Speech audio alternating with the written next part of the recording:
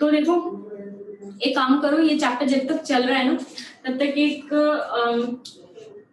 A4 size sheet ले लो, ठीक है। उसमें जितने भी फॉर्मूले आते जा रहे हैं उसको नंबर वाइज नोट करते जाओ, क्योंकि इस चैप्टर में बहुत सारे फॉर्मूले आने वाले हैं। तो मुझे पहले एक बार रिवाइज करा दो सारे के सारे कि पहला जो फॉर्मूला था वो हमने क्या देखा था। पहला फॉर्मूला क्या देखा था हमने, वेव नेचर में हमने देखा था कि C is equals to nu lambda, देखा था। वेव नंबर ये सब मैं नहीं लिख रही हूँ, ये सारी तो बहुत बेसिक चीजें हैं, ठीक है। रेडियस ऑफ न्यूक्लियस, हाँ radius of nucleus R is equals to R naught A का पावर 1/3, ठीक है। और रदरफोर्ड में डिस्टेंस ऑफ क्लोजेस्ट अप्रोच तो करने की जरूरत नहीं है, आपने उसमें क्या लगाना है, सिर्फ law of conservation of energy लगा देना है, LHS RHS मतलब जो भी 2 पॉइंट पे है, ठीक है। टोटल एनर्जी अभी हम आएंगे उस पे। टोटल एनर्जी का जो एक्चुअल फॉर्मूला है वो बोहर ने दिया था, तो इधर उधर की एनर्जी का वो करने की जरूरत नहीं है। बस मुझे बता दो पोटेंशियल एनर्जी का तो एक ही होगा, K Q1 Q2 by R, ठीक है। Where K is 1/4 pi epsilon naught, वो तो कन्वर्जन है बेटा, डोंट गेट कंफ्यूज्ड, वो कन्वर्जन है। एनर्जी इज इक्वल्स टू, कोई भी energy is equals to E into V, ठीक है। Q into V कह सकते हैं, मोर एप्रोप्रिएट होगा, ठीक है। Q into V इन इलेक्ट्रॉन वोल्ट, ठीक है। फोर्स आप लोगों को पता ही है क्या होता है, 1/4 pi epsilon naught Q1 Q2 by R square, है ना। बोहर मॉडल आज मैं फोटो इलेक्ट्रिक इफेक्ट कराऊंगी और हो सकता है बोहर मॉडल पे हम आ जाए आज, ठीक है। फिर हमने देखा था कि energy of photon, energy of photon जब प्लैंक्स ने अपनी क्वांटम थ्योरी दी थी उसमें एनर्जी ऑफ फोटोन बोला था energy is directly proportional to the frequency, तो E is equals to h nu, ठीक है। या फिर कह सकते हैं E is equals to hc by lambda. ये जो एनर्जी है बच्चों ये एक फोटोन की एनर्जी है, ठीक है। This is the energy of one photon, ठीक है। अगर n number of photon emit हो रहे हैं किसी सोर्स से तो एनर्जी क्या हो जाएगी, nh न्यू, ठीक है। जहां h की वैल्यू क्या होती है 6.62 into 10⁻⁻34 जूल पर जूल सेकंड पर नहीं जूल सेकंड, ठीक है। हमें हाँ ये प्लैंक्स कांस्टेंट है जूल सेकंड, हमें देखो यूनिट का भी ध्यान देना है बच्चों। और फिर हमने इसको H और C क्योंकि कांस्टेंट ही है दोनों की हमने वैल्यू रख दी थी, तो हमारे एक सिंप्लीफाइड वर्जन आया था ताकि हमें हर क्वेश्चन में उसकी वैल्यू ना डालनी पड़े। ये हो जाएगा 12400 अपॉन लैम्डा।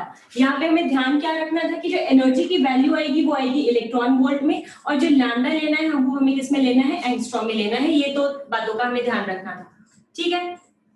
तो अभी तक हमने इतना ही पढ़ा है इस चैप्टर में। अगर हम फॉर्मूला वाइज देखें, मैथमेटिकल इसका देखें तो इतनी चीजें पढ़ी है इस चैप्टर में अभी तक। डिस्टेंस ऑफ क्लोजेस्ट अप्रोच आप कर लोगे, ठीक है। जिस पॉइंट का भी पूछ रहा है और जहां तक का पूछ रहा है दोनों पॉइंट्स पे आपने क्या लगा देना है, law of conservation of energy, that's it, ठीक है। यहां तक किसी को कोई डाउट तो नहीं है। तो अगर मैं एनर्जी की बात करूं, अगर दो सोर्स हैं, दो फोटॉन्स हैं, ठीक है, दोनों की अलग अलग एनर्जी है, तो वो क्या होगी, इनवर्सली प्रोपोर्शनल टू लैम्डा। तुम्हें क्या कह सकते हैं यहां से एक E1 upon E2 is equals to lambda 2 upon lambda 1, ये एक रिलेशन आ सकता है ना। तो चलो इसी पे क्वेश्चन करते हैं, कैलकुलेट रेशियो ऑफ एनर्जीज। ये कर लिया था हमने, रेशियो ऑफ एनर्जीज क्वेश्चन लिखा होगा ना आपने, of photon having wavelength 4000 angstrom and 8000 angstrom. Ratio of energies of photons having wavelength 4000 angstrom and 8000 angstrom. DPP के आंसर मैं भेज दूंगी क्योंकि उसमें बहुत सारे क्वेश्चंस हैं जो मैंने आपको 9 तक ही बोला था करने को, तो एक बार जब सारा हो जाएगा तो उसके बाद में डीपी के आंसर्स भी भेज दूंगी। तो देखो E1 क्या हो जाएगा आपका, अपॉन E2, ये क्या हो जाएगा 8000 लैम्डा 2 अपॉन लैम्डा 1 4000। तो यहां से आपको क्लियर है क्या कि जिसका लैम्डा ज्यादा उसकी एनर्जी कम, जिसका लैम्डा कम उसकी एनर्जी ज्यादा, इनवर्स रिलेशन है। ठीक है, क्लियर है यहां तक सबको? आगे बढ़ते हैं, एक दो क्वेश्चन और करते हैं, उसके बाद हम देखेंगे जो इस मैंने नोट्स में आपके जहां मैंने कल तक कराया था उसमें एक दो क्वेश्चन और थे, वो आपने ट्राई किया था क्या? मैंने बोला ट्राई करने को, ट्राई किया था या फिर मैं आयनाइजेशन एनर्जी से स्टार्ट करूं? करा दूं या आयनाइजेशन एनर्जी से स्टार्ट करूं? नोट्स बना लिए ना सबने?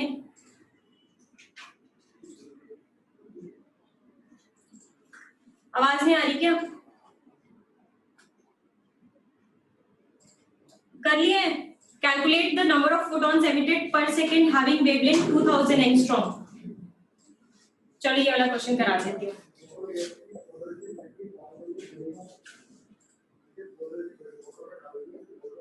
देखो क्वेश्चन है आपका, हमें क्या निकालना है? नंबर ऑफ फोटॉन्स, मतलब हमें n निकालना है। नंबर ऑफ फोटॉन में कैपिटल N से करूंगी क्योंकि स्मॉल n का बहुत ज्यादा यूज आएगा।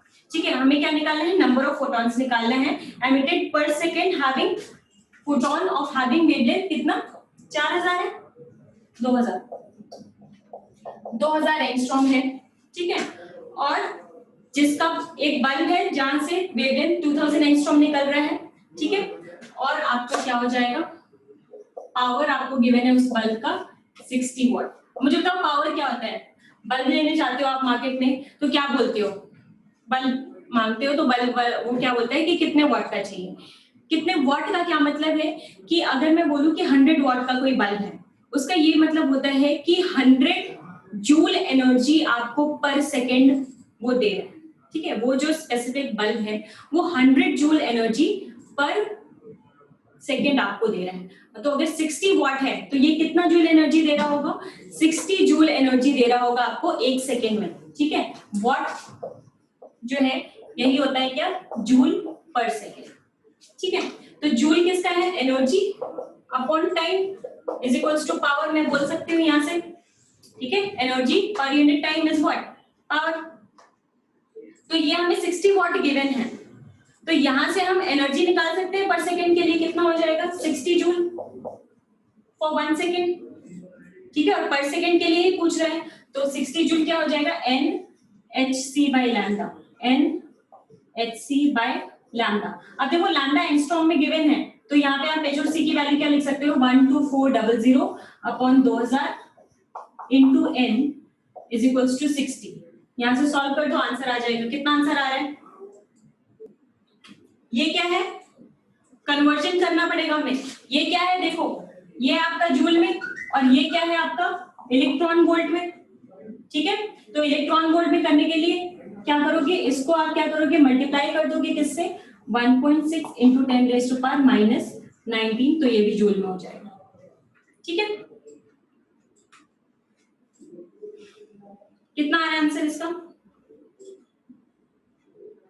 तो जहां पे भी वॉट वाला कॉन्सेप्ट आएगा हमेशा याद रखना क्या होता है? वॉट जूल पर सेकेंड होता है, मतलब कितने जूल एनर्जी आपको मिल रही है पर सेकेंड। ठीक है, कितना आंसर आ गया इसका? 6.25 इंटू 10 रेज़ टू पावर 19, इतना ही आ रहा है। मतलब इतने सारे फोटॉन्स आपके पर सेकेंड पे फॉल कर रहे हैं, तो इसीलिए तो ये कॉन्टिन्यूअस प्रोसेस लगता है, लेकिन होता है डिसकंटिन्यूअस। ठीक है, इसीलिए मैं बोल रही हूँ।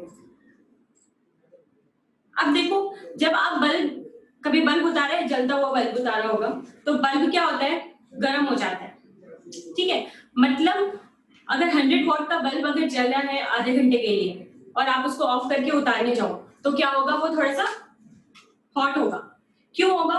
क्योंकि वो कंप्लीटली आपको 100 वॉट का बल्ब है तो वो आपको कंप्लीट 100 वॉट की एनर्जी नहीं दे रहा है। Some energy is lost in the form of heat. ठीक है, तो इसीलिए क्या होता है? बल्ब की एफिशिएंसी क्या होती है? कम होती है एज कंपेयर टू आपका जो एलईडी होता है, क्योंकि वो कम गर्म होता है।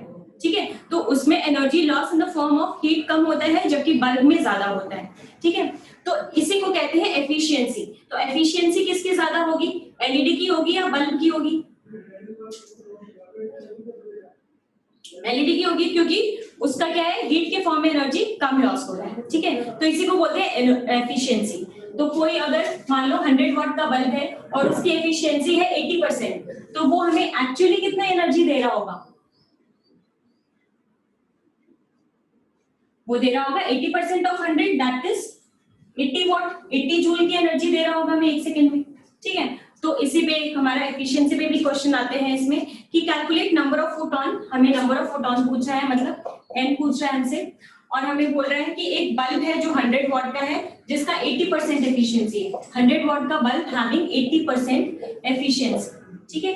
तो 80% एफिशिएंसी है, तो ये एक्चुअली कितना हमें दे रहा होगा एनर्जी पर सेकेंड, पर सेकेंड हमें दे रहा होगा 80 जूल का एनर्जी दे रहा होगा। और यहाँ पे हम 12400 और इसका लैम्डा भी कितना है 310 नैनोमीटर, 310 नैनोमीटर। और याद करो स्टार्टिंग की क्लासेस में मैंने क्या बोला था, नैनोमीटर को एंगस्ट्रॉम में चेंज करना है, तो क्या करोगे, उसको 10 से मल्टीप्लाई कर देंगे, ठीक है। तो 3100 एंगस्ट्रॉम हो जाएगा।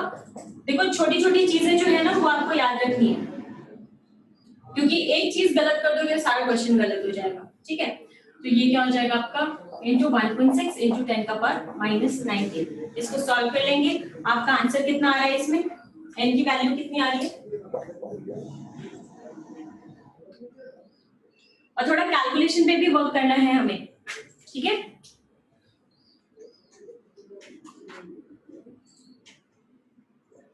सेवन 7.5 इंटू 10⁻²2, वेरी गुड, ठीक है। अब हम आते हैं, देखो बच्चों आयनाइजेशन एनर्जी वैसे तो आप पढ़ोगे इसको अच्छे से, पीरियोडिक जो आपका है पीरियोडिसिटी चैप्टर है, पीरियोडिक क्लासिफिकेशन, उसमें पढ़ोगे, लेकिन मैं आपको आइडिया दे देती हूँ कि आयनाइजेशन एनर्जी क्या होती है।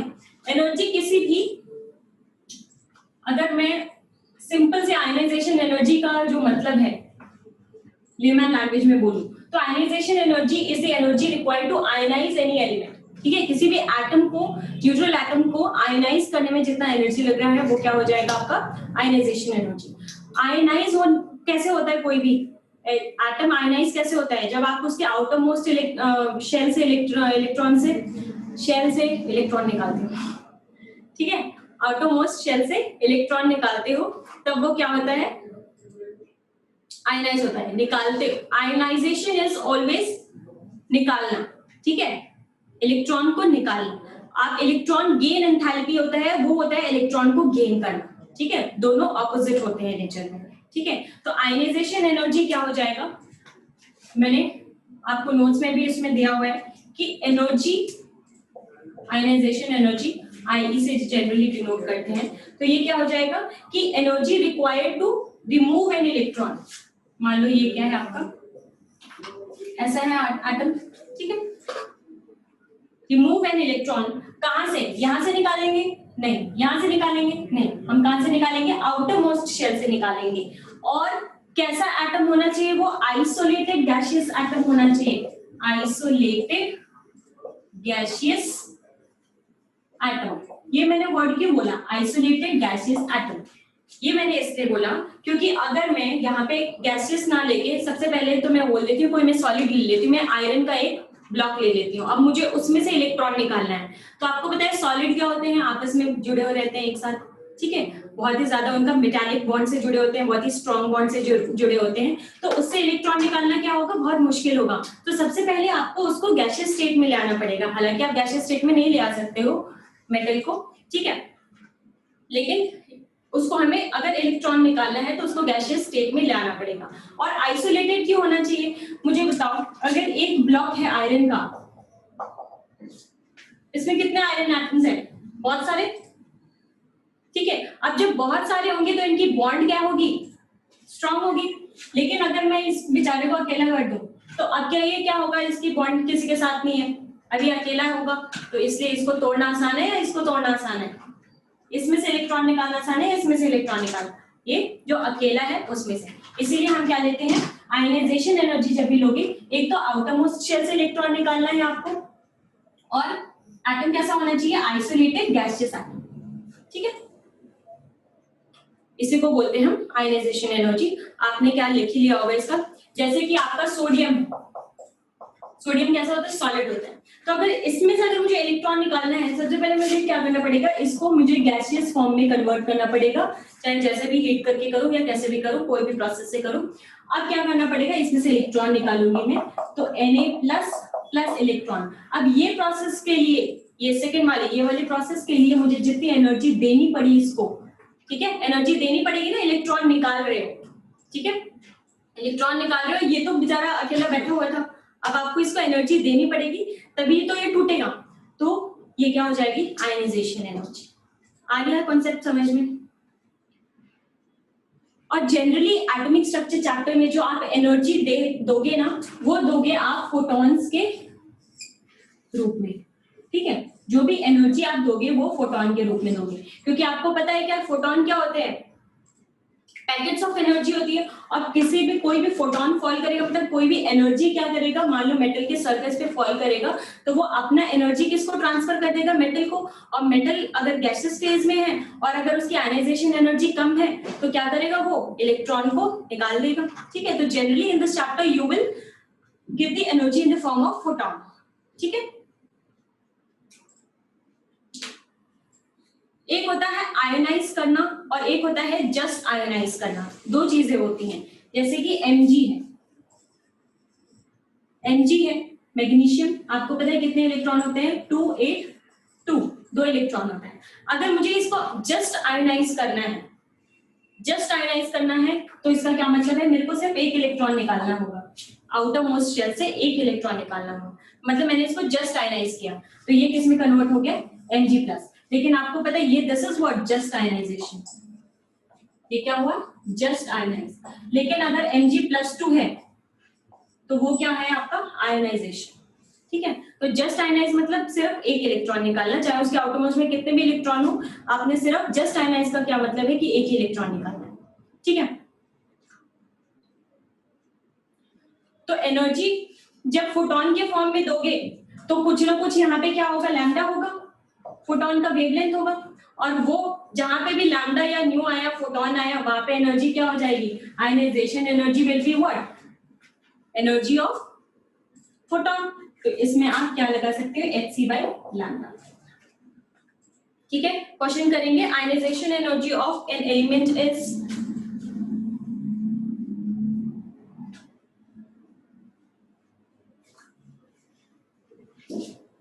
कोई एक एलिमेंट है, उसकी आयनाइजेशन एनर्जी आपको गिवन है कितनी, 288 किलो जूल पर मोल, ठीक है। Ionization energy of an element is इतना। हमें क्या निकालना है, वेवलेंथ ऑफ द फोटॉन निकालना है, हमें क्या निकालना है, वेवलेंथ ऑफ फोटॉन निकालना है, जो जरूरत होगी इसको इजेक्ट करने के लिए। अब देखो इसकी आयनाइजेशन एनर्जी इतनी है, मतलब कोई मेटल है या कोई भी एलिमेंट है, मान लो, क्वेश्चन का क्या मतलब है समझते हैं, कोई एलिमेंट है, उसकी ionization energy 288 kilo joule per मोल है। इसका क्या मतलब है कि अगर इस एलिमेंट को मैं इतनी एनर्जी बाहर से दे दूं तो ये क्या हो जाएगा, आयनाइज हो जाएगा, ये क्या कर देगा, अपना एक इलेक्ट्रॉन बाहर निकाल देगा, ठीक है। और अगर वही एनर्जी मैं किसके रूप में दे दूं, फोटॉन के रूप में दे दूं, ठीक है, तो वो एनर्जी किसके बराबर हो जाएगी, hc/λ के बराबर। हमें क्या निकालना है, लैम्डा की वैल्यू निकालनी है, तो लैम्डा किसके बराबर, इसको हम इक्वेट कर सकते हैं, यूनिट्स का ध्यान रखना, आंसर बताओ। हाँ, फोटॉन एक ही है, एक ही फोटॉन है। जब भी आपको नंबर ऑफ फोटॉन क्वेश्चन में ऐसे दिया हो, ठीक है, तब भी आप वो NHc/λ लगाओगे। अगर सिर्फ फोटॉन गिवन है तब आप 4133 एंगस्ट्रॉम, सही,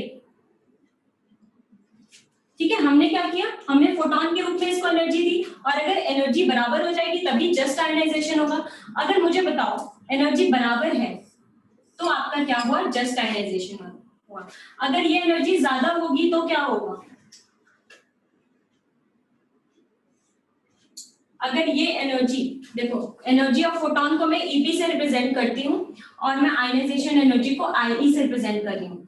दो केस हो सकता है, या तो IE क्या हो, बराबर हो किसके, एनर्जी ऑफ फोटॉन की। इस केस में क्या होगा, पहले वाले केस में क्या होगा, इलेक्ट्रॉन जो एलिमेंट है वो क्या होगा, जस्ट आयोनाइज होगा, जस्ट आयोनाइज होगा, ठीक है। और अगर Ep ज्यादा हो गया IE से, तब उसमें अगर और भी इलेक्ट्रॉन्स हैं तो वो भी क्या होंगे, धीरे धीरे निकलना शुरू हो जाएंगे। ठीक है, आगे बात समझ में। और अगर Ep लेस देन IE होगा तब तो आपको पता ही है क्या होगा, there will be no ionization, कुछ नहीं होगा।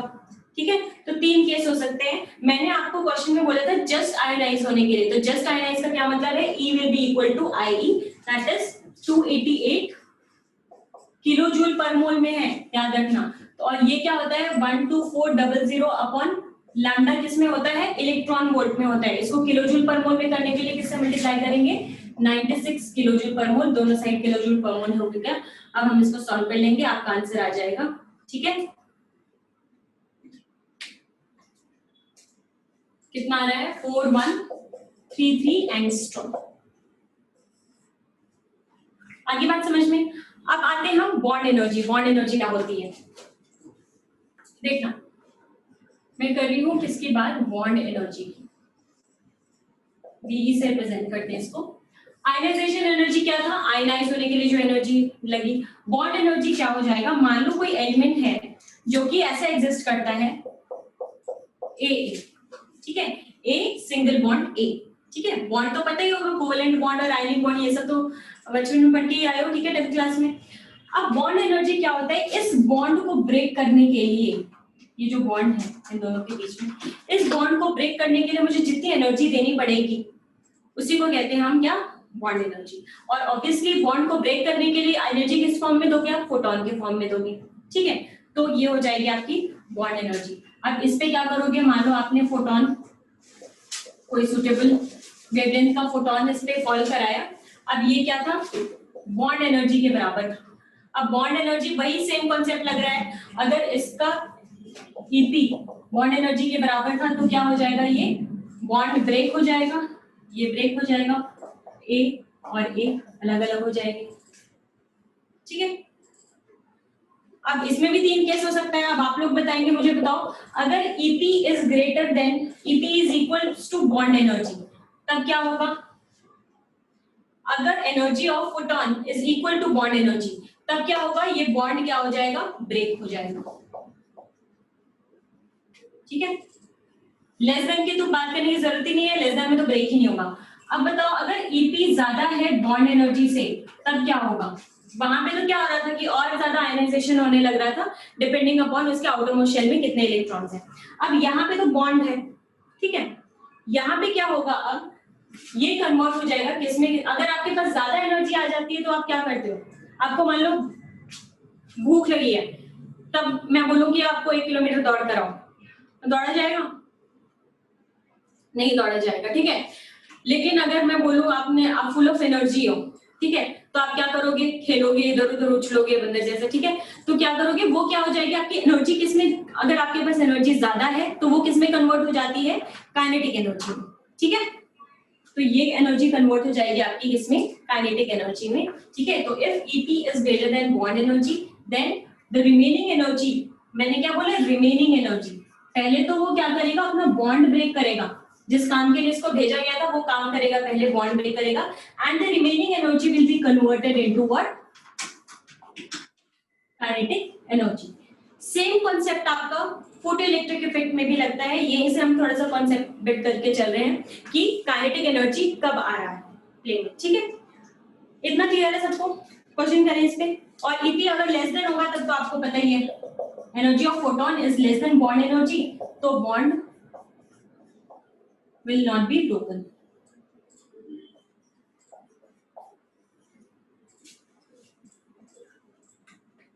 क्या होगा,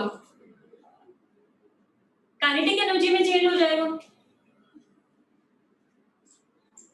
हाँ, they will start running around ना, इधर उधर।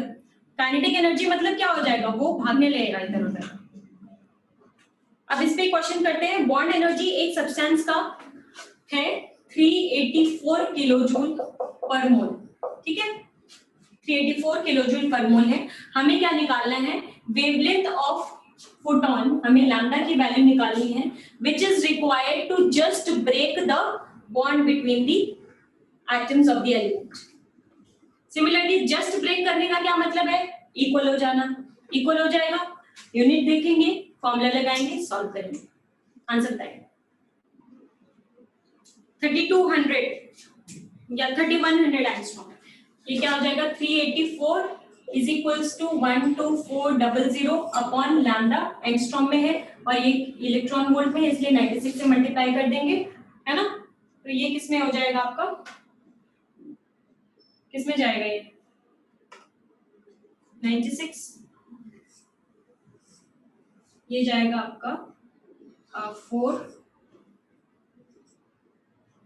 किसमें जा रहा है ये 4 में जा रहा है ना, 4 में जा रहा है और ये जाएगा आपका 3100, 3200 क्यों बोल रहे थे, 3100 एंगस्ट्रॉम लैम्डा हो गया आपका, ठीक है। अब मुझे बताओ, क्या मैं इससे कम वेवलेंथ की एनर्जी दूं तो बॉन्ड ब्रेक होगा कि नहीं होगा?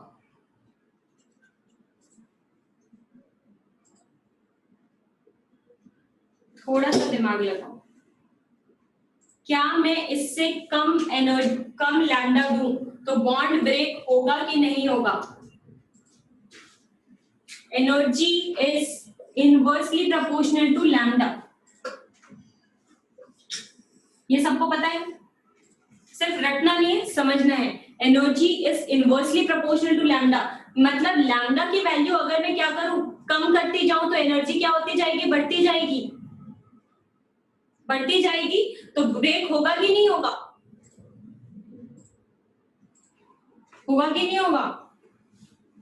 तो मैं क्या बोल सकती हूँ कि ये जो जस्ट ब्रेक होने वाला लैम्डा है, ये लैम्डा मैक्स है, कि lambda max is equals to 3100 angstrom, इससे कम में भी ब्रेक हो जाएगा, ठीक है। तो यहाँ पे जस्ट ब्रेक होने के लिए lambda is equal to what, lambda max. अगर लैम्डा क्या कर दे हम, ग्रेटर देन लैम्डा मैक्स कर दे, कोई हम photon which is having lambda greater than lambda max, then नहीं होगा, ठीक है, there will be the bond will not break. इतनी बात समझ में आती है, ध्यान में रखना, दिमाग में ऐसे छोटे छोटे आंसर्स जो है 4-4, 5-5 मार्क्स के गलत हो जाते हैं, ठीक है, पता सब होता है, दिमाग में ये भी चल रहा होगा कि इनवर्स रिलेशन है E is equal to hc by lambda, लेकिन लगाए अप्लाई नहीं करेंगे हम जब जरूरत होगा, ठीक है। तो इसका ध्यान रखना है हमें कि एनर्जी और लैम्डा का इनवर्स रिलेशन होता है। लेकिन अगर मैं इसके लिए न्यू बोलूं, इसके करस्पॉन्डिंग में न्यू निकालूंगी, तो ये न्यू क्या होगा, मैक्सिमम होगा या मिनिमम होगा? इसके करस्पॉन्डिंग में न्यू निकाल सकती हूँ, कैसे निकालूंगी, C is equals to nu lambda, तो nu is equals to C by lambda, ठीक है। तो इसके करस्पॉन्डिंग जो न्यू आएगा वो न्यू आएगा मिनिमम, और ये क्या होगा, अगर nu is greater than new minimum तब बॉन्ड ब्रेक होगा कि नहीं होगा? इफ न्यू इज ग्रेटर, कोई एक फोटॉन है जिसका न्यू इज ग्रेटर देन, जरूर होगा, जब ये मिनिमम है तो बॉन्ड ब्रेक होता ही, ठीक है। इसके बाद भी मैंने एक क्वेश्चन दिया था, आप लोगों ने लिखा होगा, एक बार सॉल्व करो।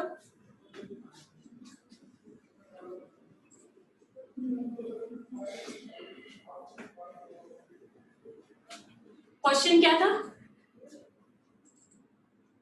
नीचे मैंने सिर्फ ये लिखा है कि new is greater than new minimum तो बॉन्ड विल ब्रेक। क्वेश्चन है wavelength of a photon is 2480 angstrom, ये था ना।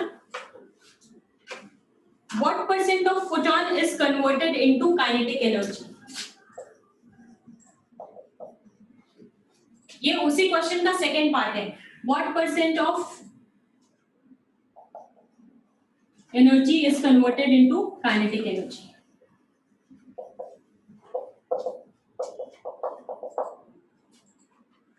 निकालो जरा, उसमें एनर्जी कितनी थी?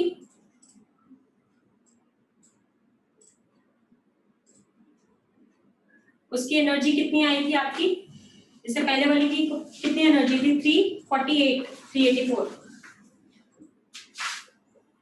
384 किलो जूल पर मोल की बॉन्ड एनर्जी थी इससे। अब इस लैम्डा के करस्पॉन्डिंग हम निकालेंगे क्या एनर्जी आ रही है, और काइनेटिक एनर्जी में कौन कन्वर्ट होगा? रिमेनिंग एनर्जी कन्वर्ट होगी, ठीक है, मतलब जितनी एनर्जी बच जाएगी। जल्दी से बताओ, क्वेश्चन समझ में आ गया? सॉल्व करो। इसके करस्पॉन्डिंग हम निकाल लेंगे लैम्डा की वैल्यू, एनर्जी की value E is equals to क्या हो जाएगा? 12400 अपॉन लैम्डा दैट इज 2480। ये कितने में जाएगा आपका? ये जाएगा आपका 2 में, और ये 10 इंटू 96 भी तो है ना? ये किस में जाएगा? 5 में जाएगा, तो ये आ जाएगा आपका 480 किलो जूल पर मोल। ये एनर्जी आ गई आपकी इसकी करस्पॉन्डिंग। अब रिमेनिंग एनर्जी कितनी बचेगी? रिमेनिंग एनर्जी बच गई आपकी, वही होगी काइनेटिक एनर्जी कितनी? 480 माइनस 384 दैट इज कितना? 104 किलो जूल पर मोल। और परसेंटेज निकाल रहे हैं कि कितना परसेंटेज हो गया, तो 20% कैसे, देखो परसेंटेज कैसे निकालोगे आप? कितना परसेंट, कितना चेंज हुआ अपॉन ओरिजिनल कितना था,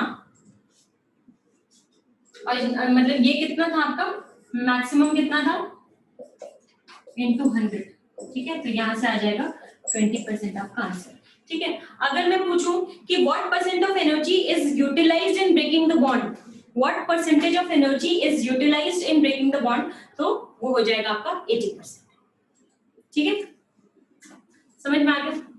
अब हम आते हैं फोटो इलेक्ट्रिक इफेक्ट पे। लिखेंगे नहीं, लिखोगे आप नोट्स में से जो मैंने अभी क्लास से पहले दिया था। समझना है सिर्फ कि ये भी प्लैंक ने दिया था फोटो इलेक्ट्रिक इफेक्ट, नहीं एक्सप्लेन किया था, और उन्होंने क्या बोला था? डिस्चार्ज ट्यूब याद है ना?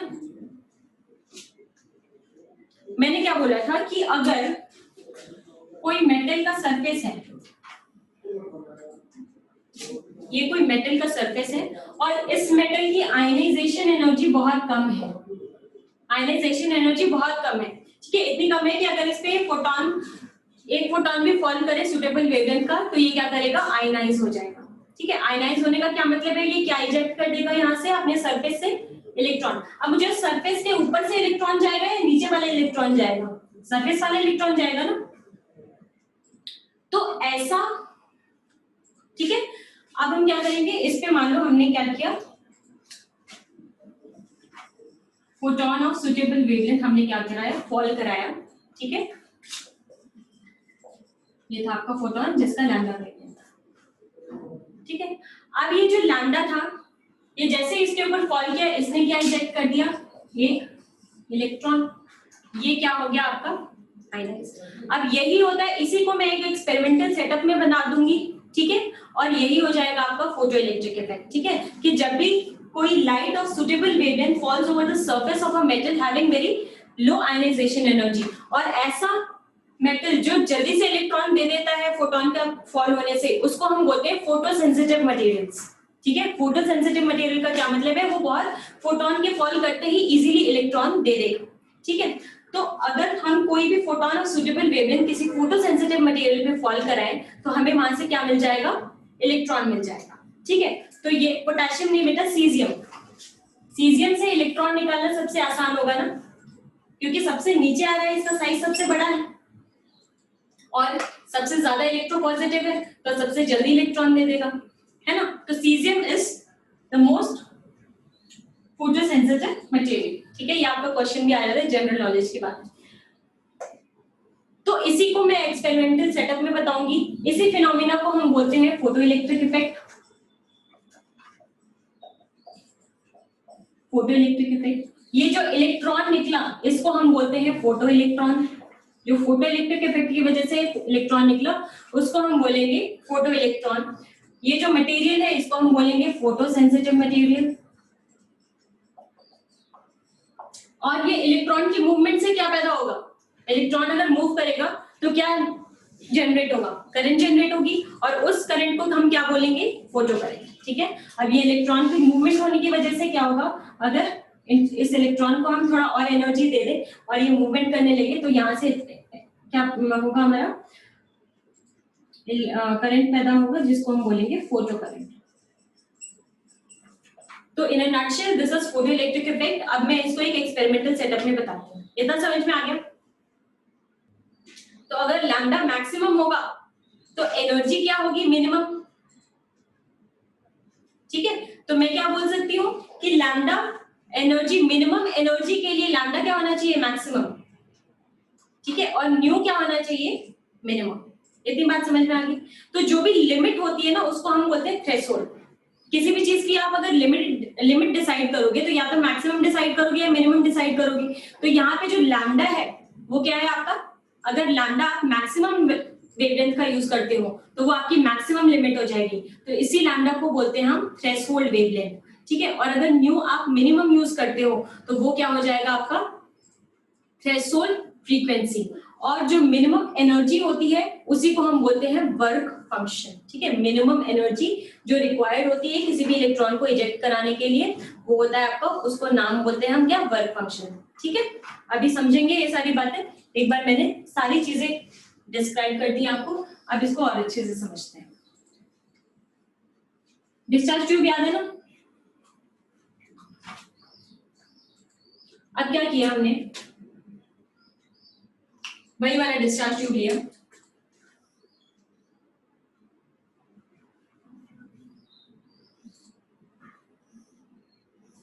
लेकिन यहाँ पे कोई वैक्यूम पंप वगैरह नहीं है। यहाँ पे सिर्फ हमने क्या किया है? कैथोड, एनोड, और इसको हमने बैटरी से जोड़ दिया है। आपको पता है कैथोड कौन से टर्मिनल से जुड़ा रहता है? कैथोड कौन से टर्मिनल से जुड़ा रहेगा? Cathode is negative and anode is positive. ठीक है, तो ये हो गया आपका क्या? सेट। क्लियर है यहां तक सबको? ये है आपका कैथोड और ये है आपका एनोड। अब ये जो मैंने कैथोड यूज किया है ये मैंने क्या किया है? एक फोटो सेंसिटिव मटेरियल यूज किया है। ठीक है, this cathode is a photo sensitive material. Metal use करते हैं, ठीक है, हमने क्या किया है? एक फोटो सेंसिटिव मटेरियल यूज किया है। अब इस कैथोड पे मैं एक फोटोन फॉल कराती हूँ। ठीक है, एक नहीं, मैं कई सारे फोटोन फॉल कराती हूँ। अब अगर इसकी एनर्जी जो है फोटोन की वो इतनी है कि ये इलेक्ट्रॉन को इजेक्ट करा सके तो ये क्या हो जाएगा? इलेक्ट्रॉन यहां से इजेक्ट हो जाएगा। समझ में आता है इतना? अब यहां से क्या होगा? इलेक्ट्रॉन निकलेगा। इतना समझ में आता है? मैंने क्या बोला? फोटोन ऑफ सुटेबल वेवलेंथ हमने क्या किया? फॉल कराए फोटो सेंसिटिव मटेरियल पे, तो इलेक्ट्रॉन इजेक्ट होगा। होगा कि नहीं होगा? अब ये इलेक्ट्रॉन क्या करेगा? मूवमेंट करेगा।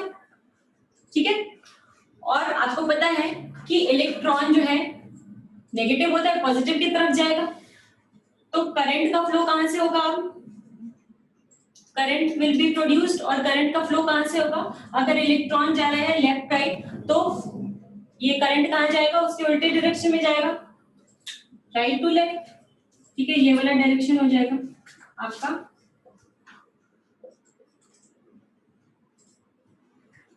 करंट।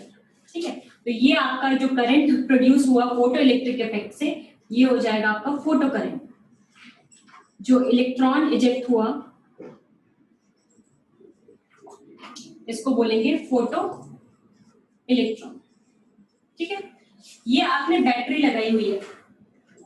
इस बैटरी का एक रीजन है, इससे क्लास में क्वेश्चन पूछूंगी बैटरी से कि बैटरी क्यों लगाई। ठीक है, तो बेसिकली फोटो इलेक्ट्रिक इफेक्ट क्या है? Emission of electron. ठीक है, हमने क्या किया? एमिशन करा है इलेक्ट्रॉन का from the surface of a metal. ठीक है, from surface of a photo sensitive metal, या किसी भी पे कर सकते हो। फोटो सेंसिटिव से ये जो प्रोसेस है वो इजी हो जाएगा। The emission of electron from surface of metal, ठीक है, by falling photon of suitable energy या सुटेबल वेवलेंथ। ठीक है, by falling photons of suitable energy or suitable wavelength is known as what? Photoelectric effect. इतनी बात समझ में आती है? ठीक है, the process of emission of electron, the process of emission of an electron from the surface of metal by falling photons of suitable energy or suitable wavelength is known as photoelectric effect. ठीक है, and emitted electrons are known as photoelectrons. The current produced is known as photocurrent. And इस type के cell को, ये क्या है, एक तरह का सेल है, ठीक है, इसको आप और अच्छे से पढ़ोगे इलेक्ट्रोकेमिस्ट्री में, तो इस टाइप के सेल को हम बोलते हैं फोटोसेल, ठीक है।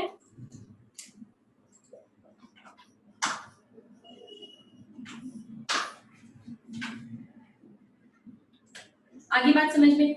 अब ये जो एनर्जी है फोटोन की, अगर ये मिनिमम एनर्जी है, बैटरी क्यों अभी आ रही हूं, इतने उत्सुक मत हो। अब देखो ये जो एनर्जी है, अगर मैं मिनिमम एनर्जी दूं इसको, मिनिमम एनर्जी ताकि ये इलेक्ट्रॉन्स को इजेक्ट कर पाए, तो उसी मिनिमम एनर्जी को हम बोलते हैं क्या, थ्रेशोल्ड एनर्जी, या फिर उसको बोलते हैं work function. Work function that is 5. Work function is a property of what, जो आयनाइजेशन एनर्जी थी वो किसकी प्रॉपर्टी थी, जिस हम मेटल की बात कर रहे थे, जिस एलिमेंट की बात कर रहे थे उसकी प्रॉपर्टी थी। बॉन्ड एनर्जी किसकी प्रॉपर्टी थी, जिस एलिमेंट की बात कर रहे थे। वर्क फंक्शन किसकी प्रॉपर्टी होगी, मतलब ये वर्क फंक्शन ये है कि ये उतनी एनर्जी पे क्या करेगा, इलेक्ट्रॉन इजेक्ट कर देगा, दैट इज वर्क फंक्शन। कि मिनिमम अगर इसको, इस फोटोसेंसिटिव मटेरियल को अगर मिनिमम इतनी एनर्जी मिले वर्क फंक्शन के बराबर, तो ये क्या कर देगा, इलेक्ट्रॉन को इजेक्ट कर देगा, ठीक है। तो वर्क फंक्शन को हम कैसे डिफाइन करेंगे, minimum energy required, it is a, सबसे पहले तो ये किसकी प्रॉपर्टी है, एक मटेरियल की, ठीक है, मेटल की, it is a property of a metal and it is the minimum energy which is required by a photon to eject its electron from its surface, ठीक है। वर्क फंक्शन समझ में आ गया। हाँ, अगर आप ये फाई जो है, मान लो ये लैम्डा है, लैम्डा इसका वेवलेंथ है, और फोटोन की एनर्जी को आप कैसे रिप्रेजेंट करते हो, ईपी से। अरे यार,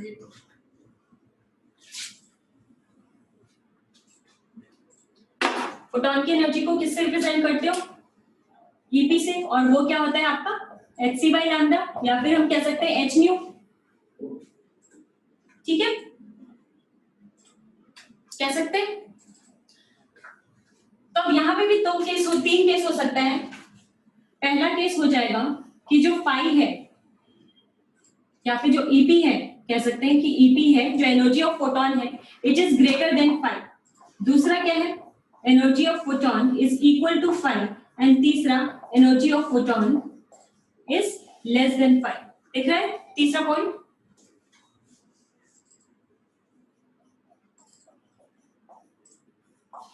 अब देख रहा होगा, ठीक है। तो ये तीन केसेस हो सकते हैं। अब ये वर्क फंक्शन पर आते हैं।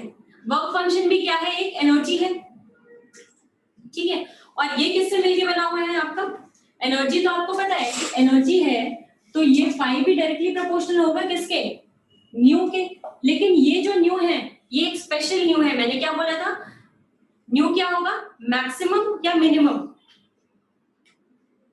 अगर एनर्जी मिनिमम है तो न्यू क्या होगा, वर्क फंक्शन क्या था, minimum energy required to take an electron from its surface. तो ये क्या हो जाएगा, minimum photon, like energy of minimum frequency, ठीक है। तो ये हो जाएगा आपका, यहां से आ गया आपका threshold frequency, threshold frequency new. तो न्यू क्या हो जाएगा, न्यू को कैसे डिफाइन करेंगे हम, बताओ, minimum frequency required to eject an electron from its surface, ठीक है। और थ्रेशोल्ड वेवलेंथ को कैसे करेंगे, जल्दी से बताओ। हमेशा इन दोनों का 36 का आंकड़ा चलेगा, याद रखना। थ्रेशोल्ड वेवलेंथ को क्या बोलेंगे, मैक्सिमम वेवलेंथ रिक्वायर्ड, ठीक है, maximum wavelength required to eject an electron from its surface. और न्यू को हम रिप्रेजेंट करते हैं, मतलब फ्रीक्वेंसी, जो थ्रेशोल्ड फ्रीक्वेंसी है उसको न्यू नॉट से रिप्रेजेंट करते हैं, और थ्रेशोल्ड वेवलेंथ को लैम्डा नॉट से रिप्रेजेंट करते हैं, ठीक है। तो phi is directly proportional to nu naught, तो फाई की वैल्यू क्या हो जाएगी आपकी, h न्यू नॉट, या फिर हम कह सकते हैं hc अपॉन लैम्डा नॉट। दोनों बात समझ में आ गया, ईपी और फाई, ये दो चीजें हमने देखी। Threshold frequency, threshold wavelength and work function. आगे बात समझ में? अब देखो, अब ईपी क्या हो सकता है? अगर ईपी बराबर हुआ, अगर ईपी बराबर हुआ, अब हम इस क्वेश्चन पे पढ़ रहे हैं, अगर ईपी वर्क फंक्शन के बराबर हुआ तो इलेक्ट्रॉन क्या होगा? जस्ट क्या होगा? इजेक्ट होगा। ठीक है, इलेक्ट्रॉन क्या होगा? जस्ट इजेक्ट होगा अपने सरफेस से। ठीक है, इलेक्ट्रॉन जस्ट इजेक्ट्स। अगर ईपी ज्यादा, ईपी कम हुआ तब तो कोई फोटो इलेक्ट्रिक इफेक्ट ऑब्जर्व नहीं होगा, नो फोटो इलेक्ट्रिक इफेक्ट। ठीक है, लेकिन अगर ईपी ज्यादा है 5 से, तो अब इलेक्ट्रॉन के पास एक्स्ट्रा क्या आ गई? एक काइनेटिक एनर्जी। कौन सी काइनेटिक एनर्जी आई? Remaining kinetic energy. और रिमेनिंग काइनेटिक एनर्जी किसके बराबर होगी? रिमेनिंग काइनेटिक एनर्जी किसके बराबर होगी? ईपी माइनस 5 के। ठीक है, जो रिमेनिंग बच गई वही तो काइनेटिक एनर्जी आएगी, है ना? इतनी बात समझ में आती है? जैसे हमने बॉन्ड एनर्जी में देखा था, आयनाइजेशन एनर्जी में देखा था, वैसे इस। अब मुझे बताओ, एक मैं केस दे रही हूं आपको, मैंने बैटरी हटा दी, मैंने बैटरी हटा दी और मैंने सिंपल सर्किट को ऐसे वायर से कनेक्ट कर दिया। अब इस केस में जो ईपी है वो बराबर है 5 के। ठीक है, फोटो इलेक्ट्रिक इफेक्ट, मैं सिर्फ यस और नो में जवाब दे रहा हूं। फोटो इलेक्ट्रिक इफेक्ट ऑब्जर्व होगा, फोटो इलेक्ट्रिक इफेक्ट होगा, यस। ठीक है, फोटो इलेक्ट्रॉन्स दिखेंगे आपको, मिलेंगे फोटो इलेक्ट्रॉन्स, यस। क्या फोटो करंट मिलेगा? नहीं मिलेगा। क्यों? अब बेचारे के पास एनर्जी ही नहीं बची है कि ये मूव कर पाएंगे। इसकी हालत खराब हो गई, अब ये बस निकल गया, इसकी उतनी ही काफी है। ठीक है, इसके आगे बढ़ ही नहीं पा रहा, तो photo current will not be observed. ठीक है, अगर मान लो ईपी ज्यादा भी है 5 से, ठीक है, दूसरा केस मैं बोल देती हूँ, ईपी ज्यादा भी है 5 से, ठीक है, तो फोटो इलेक्ट्रिक इफेक्ट ऑब्जर्व होगा, यस। फोटो इलेक्ट्रॉन्स मिलेंगे, यस। क्या फोटो करंट मिलेगा? क्या फोटो करंट मिलेगा? देखो, सारे बच्चे यस जवाब दे रहे हैं। देखो, मिल भी सकता है, नहीं भी मिल सकता है, क्योंकि करंट के लिए क्या होना चाहिए? कॉन्टिन्यूअस फ्लो ऑफ इलेक्ट्रॉन होना चाहिए। अब इलेक्ट्रॉन, मैंने ये थोड़ा ना बोला कि इससे कितने गुना ज्यादा है, हो सकता है 1 इलेक्ट्रॉन वोल्ट ज्यादा हो सिर्फ। अब इसको क्या करना है? इसको यहां तक जाके पूरे सर्किट में फ्लो भी तो करना है, तो ये इसके पास काइनेटिक एनर्जी आ जाएगी। ठीक है, काइनेटिक एनर्जी आएगी, लेकिन क्या वो काइनेटिक एनर्जी इनफ होगा आपके फोटो इलेक्ट्रॉन्स को करंट में बदलने के लिए? ये आप नहीं कह सकते हैं। तो हाँ, काइनेटिक एनर्जी तो आएगी, बट जरूरी नहीं है कि फोटो करंट भी मिले आपको। इसीलिए आप क्या करते हो? You don't want to take any risk. ठीक है, आप क्या करते हो? इसको बैटरी से कनेक्ट कर देते हो, ताकि जैसे ही इलेक्ट्रॉन मिले ये बैटरी क्या करे?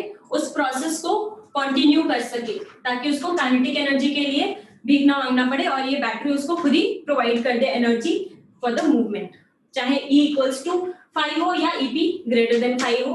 अब क्या होगा? आपका करंट आराम से फ्लो करता जाएगा, कोई टेंशन नहीं है इसको। आगे बात समझ में? फोटो इलेक्ट्रिक इफेक्ट क्लियर है? वर्क फंक्शन समझ में आ गया? थ्रेशोल्ड फ्रीक्वेंसी, थ्रेशोल्ड वेवलेंथ, इन तीनों में बहुत कंफ्यूज हो गए आप लोग। बस इतना याद रखना कि energy is directly proportional to frequency and inversely proportional to lambda, and work function is the minimum energy required to eject an electron. और ये किसका फंक्शन है? मटेरियल का। ठीक है, मेटल का ये प्रॉपर्टी है, फोटोन का नहीं। फोटोन का तो एनर्जी ऑफ फोटोन है, लेकिन work function is the property of material. आगे बात समझ में? अच्छे से क्या करोगे आप इसका? एनसीईआरटी पहले तो नोट्स बनाओगे, ये सब लिखने की जरूरत नहीं है, नोट्स बनाओगे और एनसीईआरटी पढ़ोगे। 2 दिन है आपके पास, अच्छे से पढ़ेंगे इसको। इस पे से मैं क्वेश्चन भी डालूंगी टेस्ट में। ठीक है, अब इस पे एक क्वेश्चन कर देते हैं प्यारे सा,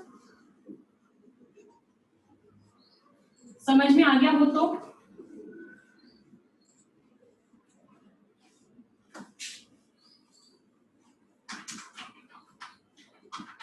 अब इस पे जो क्वेश्चन बनते हैं ना, वो इसी पे बनते हैं, काइनेटिक एनर्जी पे। ठीक है, पहला क्वेश्चन है, कि अगर जो वर्क फंक्शन है मेटल का, ठीक है, वो है आपका 3.1 इलेक्ट्रॉन वोल्ट, तो हमें इसकी थ्रेशोल्ड फ्रीक्वेंसी और थ्रेशोल्ड वेवलेंथ कैलकुलेट करनी है। कर लोगे? यहाँ पे भी वही वाला फॉर्मूला लगाएंगे, एचसी की वैल्यू लगा दोगे, लैम्डा किस में रखना है आपको, एंगस्ट्रॉम में रखना है। फटाफट से आंसर बताओ। ठीक है, लैम्डा नॉट इज 4000 एंगस्ट्रॉम, सही। अब यहां से आप क्या करोगे, सी बाई लैम्डा नॉट कर दोगे तो आपका न्यू निकल आएगा। लेकिन आपको याद रखना है कि सी किस में है, मीटर पर सेकंड में है, तो लैम्डा नॉट को भी आपको मीटर में निकालना पड़ेगा। ठीक है, तो 4000 एंगस्ट्रॉम है तो 4 × 10⁻⁻7 कर दोगे। ठीक है, तो कितना आंसर आ जाएगा आपका, 3 से कर लोगे तो 3/4 हो जाएगा, तो 7.5, और वो ऊपर 8 था, यहाँ पे 7 था, तो 7.5 × 10⁻14 14 आ रहा है ना, हर्ट्ज। हर्ट्ज कह लो या सेकेंड इनवर्स कह लो। हो गया सबसे?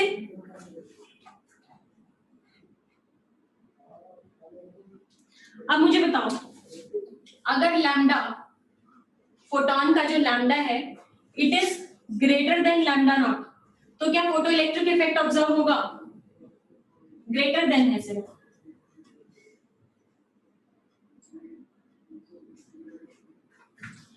नो, क्योंकि यही है मैक्सिमम, इससे ज्यादा भी नहीं कर सकता। अगर लैम्डा लेस देन और इक्वल टू लैम्डा नॉट है तो फोटो इलेक्ट्रिक इफेक्ट ऑब्जर्व होगा। सिमिलरली अगर nu is greater than nu naught, greater than equal to, तो यहाँ पे यस, और अगर nu less than nu naught, तो ये तो मिनिमम बेचारा है, ये मिनिमम ही था, अब इसको और मिनिमम कहाँ मारोगे इसको, ये तो बिल्कुल ही नहीं होता। ठीक है, काइनेटिक एनर्जी का कांसेप्ट समझ में आ गया। Kinetic energy is what, E - phi। E की भी वैल्यू आपको पता है, phi की भी वैल्यू पता है, तो काइनेटिक एनर्जी देख लेते हैं। Kinetic energy what, EP। EP जो फोटोन के पास है एक्स्ट्रा एनर्जी -5, जो एक्स्ट्रा एनर्जी बच गई वो किस में कन्वर्ट हो गया आपका, काइनेटिक एनर्जी में। EP क्या लिख दोगे, hc by lambda minus hc by lambda naught. ठीक है, तो ये हो जाएगा काइनेटिक एनर्जी किसके बराबर, या फिर कह सकते हो h new minus h new naught, तो ये हो जाएगा आपका hc कॉमन ले लो अगर, तो 1 by lambda minus 1 by lambda naught, या फिर h new minus h new not.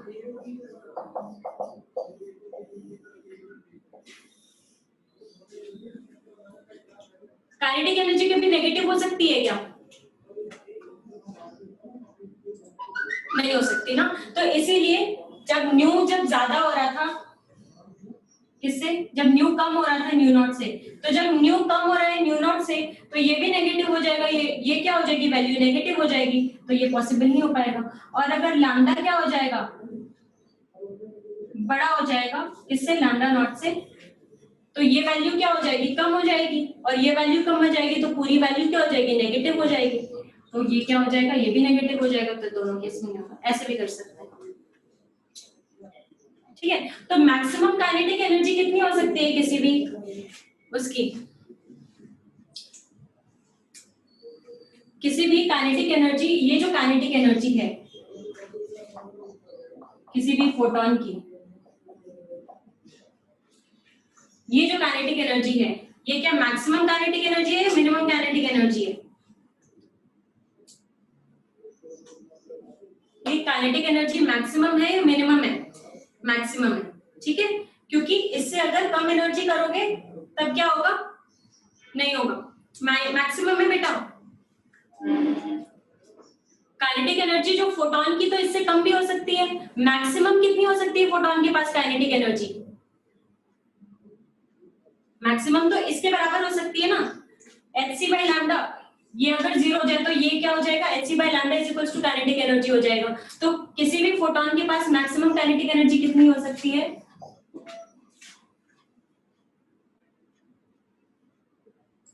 Photo electron, ये है फोटो इलेक्ट्रॉन की,